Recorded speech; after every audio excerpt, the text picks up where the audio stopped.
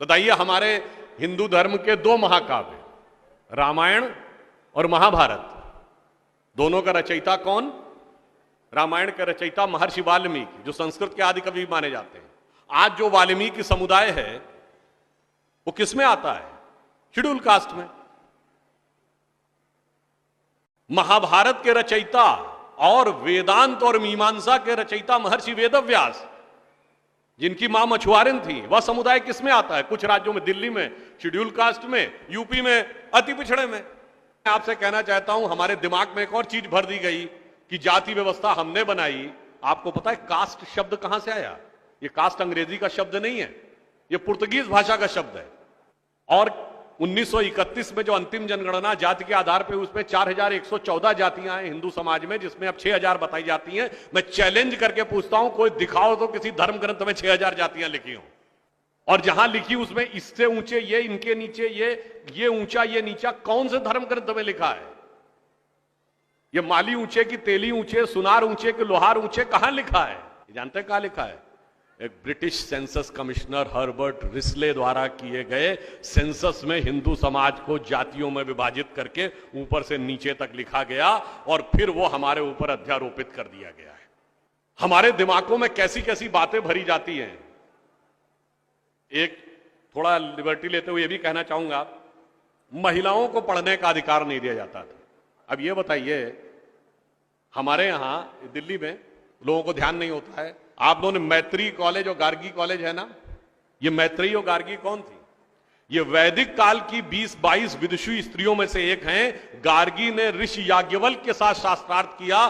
फिर मैं चैलेंज करके कहता हूं, दुनिया में कोई दूसरा धर्म संस्कृति बताइए जहां धर्म पे टिप्पणी करने का अधिकार किसी महिला को हो और किसी धर्म के ज्ञाता के साथ शास्त्रार्थ करने का अधिकार। फिर हमको समझाया जाता है कि हमारे यहां बराबरी नहीं थी। अरे आप सबको याद हो, सबसे प्रख्यात शास्त्रार्थ कौन सा है? आचार्य मंडन मिश्र और आदि शंकराचार्य के बीच में। दोनों के बीच में जो शास्त्रार्थ हुआ, उसका जज कौन था? आचार्य मंडन मिश्र की पत्नी उभय भारती। फिर मैं चैलेंज करके पूछता हूं, पहले दुनिया कोई धर्म बताइए जहां टिप्पणी करने का अधिकार स्त्रियों को हो और जज बनने का अधिकार हो डिस्कशन में। उसके बाद हमसे कहते हैं कि साहब बराबरी नहीं थी। इसलिए मैं कहना चाहता हूं कि हमारे यहां तो समाज में जिस प्रकार से एकाकार करके सबको साथ में लिया जाता था, बराबरी का तो आलम यह था, बराबरी नहीं थी। यह सच है, हमारे यहां बराबरी नहीं थी। हमारे यहां मातृशक्ति को पहले रखा जाता था। इसीलिए हम क्या बोलते हैं? सीताराम, सीता पहले राम बाद में। लक्ष्मी नारायण, लक्ष्मी पहले नारायण बाद में। गौरी शंकर, गौरी पहले शंकर बाद में। राधे कृष्ण, राधा पहले कृष्ण बाद में।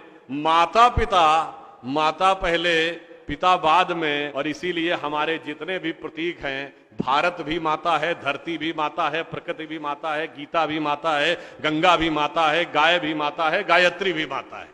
और ये केवल कोई आध्यात्मिक धार्मिक बात नहीं है। वर्ल्ड की डॉक्यूमेंटेड हिस्ट्री में अगर पहली बार कोई वुमेन रूलर रही है तो गुप्त वंश के समय में 4वीं शताब्दी में प्रभावती गुप्त ने शासन किया है।